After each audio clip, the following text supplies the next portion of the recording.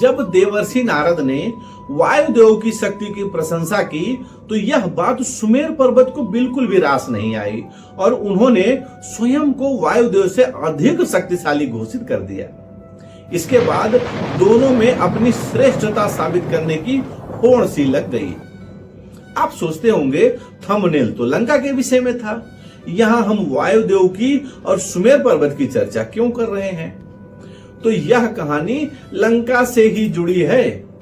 वायुदेव ने ऐसा प्रचंड और भयंकर तूफान चलाया, पूरी सृष्टि में हाहाकार मच गया। सुमेर पर्वत ने भी अपनी पूरी ताकत से वायुदेव को रोके रखा, लेकिन जब वायुदेव का एक अति शक्तिशाली झोंका पर्वत से टकराया तो सुमेर पर्वत के शिखर का एक विशाल हिस्सा टूट करके क्षीर सागर में जा गिरा। समुद्र में गिरा यही पर्वत का हिस्सा आगे चलकर त्रिकूट पर्वत कहलाया और इसी त्रिकूट पर्वत पर ब्रह्मा जी के आदेश से देव शिल्पी भगवान विश्वकर्मा ने एक अजेय और दिव्य सोने की लंका की नगरी का निर्माण किया, जिसे आज हम लंका के नाम से जानते हैं।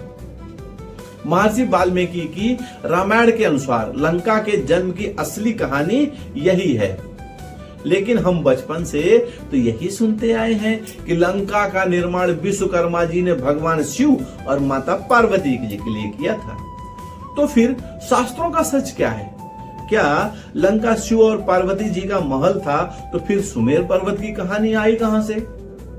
आज के इस वीडियो में हम इतिहास और लोक कथा के इसी रहस्य का उजागर करेंगे। भगवान विश्वकर्मा ने ब्रह्मा जी के कहने पर त्रिकूट पर्वत पर इस अद्भुत सोने की लंका की नींव रखी तथा ब्रह्मा जी ने इस लंका को राक्षसों के राजा सुकेश को सौंप दिया। मैं आपको एक बात क्लियर कर दूं कि राक्षसों का निर्माण स्वयं भगवान ब्रह्मा ने एक उचित उद्देश्य के लिए किया था, जिस पर मैं पहले ही एक अच्छा और सुंदर वीडियो बना चुका हूं। आप आई बटन पर क्लिक करके उस वीडियो को देख सकते हैं। बाद में सुकेश के 3 पुत्र माली, सुमाली और माल्यवान ने स्वर्ग पर आक्रमण कर दिया और अधिकार कर लिया। देवताओं के आग्रह पर जब भगवान विष्णु ने माली का वध किया, तब भगवान विष्णु के डर से सुमाली और माल्यवान लंका छोड़कर पाताल लोक भाग गए। लंका वीरान हो गई और ब्रह्मा जी के कहने पर परम ज्ञानी धनपति कुबेर ने लंका को अपनी राजधानी बनाया तथा इस प्रकार लंका कुबेर के आधिपत्य में चला गया।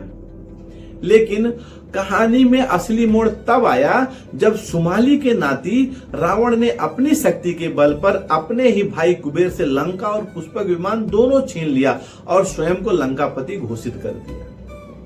अब आते हैं उस दूसरी कहानी पर जो हम सब ने घरों और लोक कथाओं में सुनी है कि लंका असल में भगवान शिव और माता पार्वती का महल था, जिसे रावण के पिता महर्षि विश्वकर्मा ने गृह प्रवेश में दक्षिणा के रूप में मांग लिया था।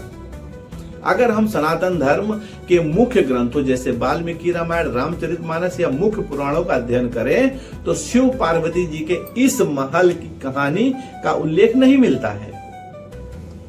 विद्वानों के अनुसार यह बहुत ही भावुक और सुंदर क्षेत्रीय लोक कथा तथा जनश्रुतियों के माध्यम से हम तक पहुंची है।